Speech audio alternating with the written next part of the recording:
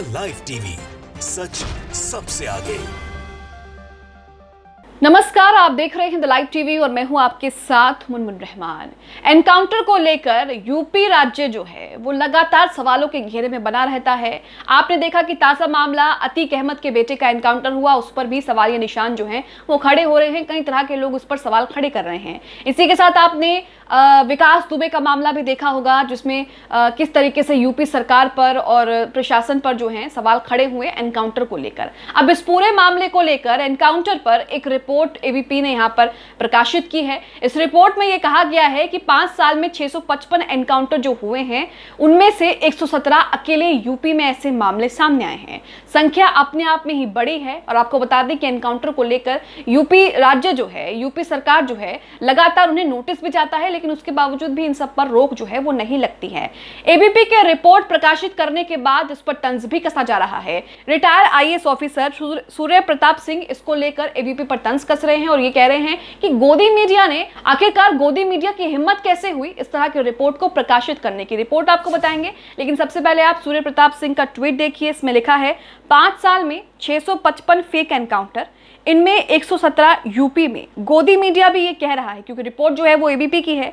लिखा है किसी राज्य को सर्वाधिक एनएचआरसी के नोटिस भेजे गए, इसका जिक्र भी कर देते हैं। पूरे मामले पर एबीपी की रिपोर्ट दिखाते हैं। रिपोर्ट में कई तरह की जानकारियां दी गई हैं। रिपोर्ट में यह कहा गया है कि 5 साल में 655 एनकाउंटर हुए, इनमें से 117 यूपी में है। संविधान में फर्जी मुठभेड़ को लेकर क्या नियम है ये भी इसमें बताए गए हैं। इसी के साथ एनकाउंटर को लेकर कई तरह की चीजें भी कही गई हैं और इसी के साथ ये भी बताया गया है कि एनकाउंटर किन सूरतों में किया जाता है। एनकाउंटर को लेकर यह भी कहा जाता है दोस्तों कि राजनीतिक दबाव में आकर एनकाउंटर जो है वो सबसे ज्यादा होते हैं। रिपोर्ट आप देखिए, रिपोर्ट में लिखा है उत्तर प्रदेश के प्रयागराज में उमेश पाल हत्याकांड के बाद से ही एसटीएफ का एक्शन जो है वो जारी है। अतीक अहमद के बेटे असद समेत 4 आरोपी एनकाउंटर में मारे जा चुके हैं। असद के एनकाउंटर के बाद यूपी सरकार फिर सवालों के घेरे में है। तो यहां पर जाहिर सी बात है कि एनकाउंटर के मामले में यूपी सरकार जो है वो हमेशा से ही सवालों के घेरे में रहती है और इसको लेकर लगातार नोटिस जो है वो भी जारी किए जाते हैं। आगे देखिए, लिखा है सपा सुप्रीमो अखिलेश यादव ने इसे झूठा एनकाउंटर करार दिया,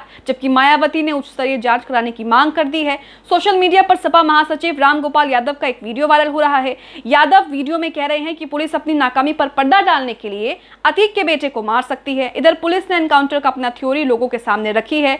यूपी के स्पेशल डीजी प्रशांत कुमार ने कहा कि असद अतीक को छुड़ाने के लिए झांसी गया था। कुमार ने बताया कि असद और उसके गुर्गे अतीक के काफिले पर हमला कर उसे छुड़ाने का प्लान बनाया था उन्होंने, जिसके बाद हमने उसे झांसी में ट्रैप किया। पकड़ने के दौरान गोलीबारी हुई और असद अपने साथी के साथ मारा गया। यूपी में असद का केस पहला नहीं है जब एसटीएफ के एनकाउंटर पर सवाल उठ रहे हैं।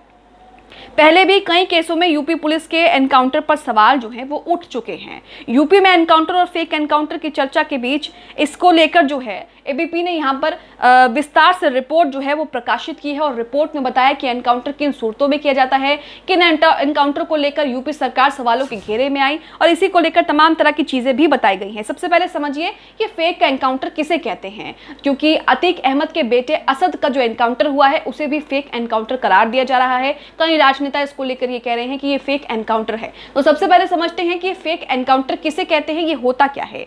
पुलिस जब किसी अपराधी को गिरफ्तार करने जाती है तब अपराधी उस पर हमला करता है तो जवाबी हमले को एनकाउंटर कहते हैं। भारत में पुलिसिया एनकाउंटर 20वीं शताब्दी के मध्य से शुरू हुआ था। उस वक्त समुद्री इलाके में गैंगस्टर से परेशान होकर पुलिस पकड़ने की बजाय उनका एनकाउंटर कर देती थी। जब किसी आरोपित को किसी साजिश या लालच में कानून तरीके से कोर्ट में पेश ना कर मार दिया जाए तो उसे कस्टोडियल डेथ कहते हैं। किसी आरोपित को पकड़ने के साथ ही उसे मार दिया जाए तो उसे फेक एनकाउंटर कहते हैं, जैसा कि अतीक अहमद के बेटे असद के साथ किया गया। दिल्ली पुलिस में पूर्व एसीपी वेद भूषण कहते हैं भारत में 99% एनकाउंटर फेक ही होता है।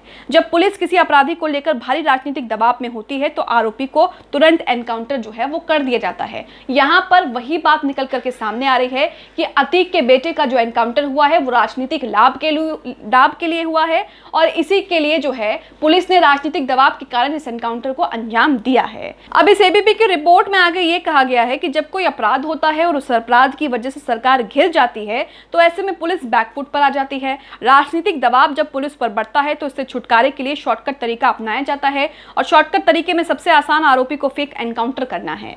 इसी के साथ दूसरा है कि सांगठनिक अपराध को खत्म करने के लिए इस तरीके से किया जाता है। कई दफे किसी अपराधी से पुलिस त्रस्त हो जाती है, उसे पकड़कर कोर्ट में पेश करती है और फिर वो अपराधी जमानत पर छूट जाता है। जमानत पर छूटने के बाद भी फिर अपराध करने लगता है। ऐसे में पुलिस जो है वो सांगठनिक अपराध पर रोक लगाने के लिए अपराधी का एनकाउंटर कर देती है। इससे पीछे बार बार होने वाली परेशानियों को खत्म करना मकसद रहता है। अब आपको आंकड़े दिखाते हैं जिस आंकड़ों को लेकर सोशल मीडिया पर बहस हो रही है कि यूपी में एनकाउंटर जो है वो लगातार तेज हो रहे हैं और 655 मामलों में से 117 यूपी के हैं। इसी के साथ इसमें लिखा है एनकाउंटर पर कई बार सवाल उठते हैं, सरकार को नोटिस भी जाता है, नोटिस जारी भी किया जाता है, लेकिन इस पर रोक नहीं लगाई जाती।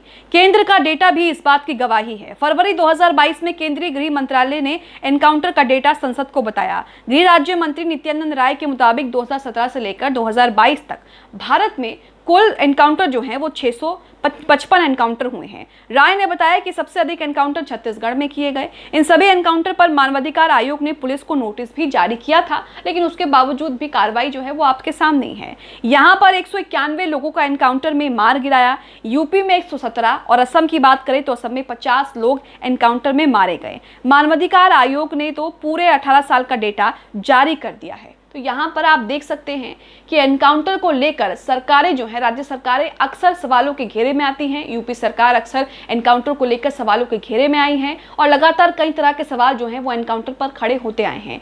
अब ताज़ा मामला आपने अतीक के बेटे का देखा, इससे पहले जो विकास दुबे है उसका मामला सामने आया था, बहुचर्चित मामला था और उसके बाद किस तरीके से तमाम सवाल जो है उसको लेकर उठे थे। इसी के साथ आपको बता दें कि संविधान या कानून में फेक एनकाउंटर का जिक्र है या नहीं। सुप्रीम कोर्ट के एडवोकेट ध्रुव बताते हैं कि संविधान और कानून में फेक एनकाउंटर का कहीं भी जिक्र नहीं है। हाँ, लेकिन सीआरपीसी की धारा 46(2) में पुलिस को आत्मरक्षा का अधिकार दिया गया है। यहाँ पर एनकाउंटर को लेकर एबीपी ने पूरी रिपोर्ट प्रकाशित की है। उस रिपोर्ट को आप देख सकते हैं कि किस तरीके से उसमें बताया गया है कि राज्य सरकार एनकाउंटर को लेकर अक्सर जो है वो सवालों के घेरे में खड़ी रहती हैं। इसी के साथ आपको 3 बड़े एनकाउंटर के बारे में बता देते हैं खबर के आखिर में। 3 बड़े एनकाउंटर, जिसमें सबसे पहला है इशरत जहां मुठभेड़। आपको याद होगा कि बीबीसी के मुताबिक गुजरात में 2002 से 2006 तक 23 एनकाउंटर हुए थे। गुजरात पुलिस ने शुरुआत में इसे सही बताया, लेकिन इशरत जहां की मुठभेड़ पर सवाल खड़े हो गए। 15 जून 2004 को गुजरात पुलिस और इंटेलिजेंस ब्यूरो ने मिलकर इशरत जहां समेत 3 लोगों को एनकाउंटर कर दिया था। गुजरात पुलिस का कहना था कि इशरत का संबंध लश्कर तैयबा से है।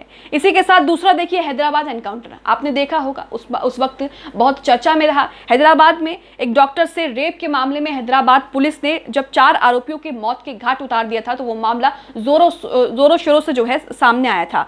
पुलिस सभी आरोपियों को पकड़कर क्राइम सीन जो है वो रिक्रिएट करने गई थी और उसी वक्त वहां पर पुलिस का ये कहना है कि आरोपियों ने भागने की कोशिश की, जिसके बाद आरोपियों का एनकाउंटर कर दिया गया। तीसरा यहाँ पर आप देखिए विकास दुबे एनकाउंटर को लेकर कई तरह के सवाल खड़े हुए थे। उस वक्त का सबसे चर्चित मामला ये रहा है। इसमें भी कई तरह के सवाल खड़े हुए थे। साल 2020 में कानपुर का बिकरू कांड देश भर में सुर्खियां बटोरी।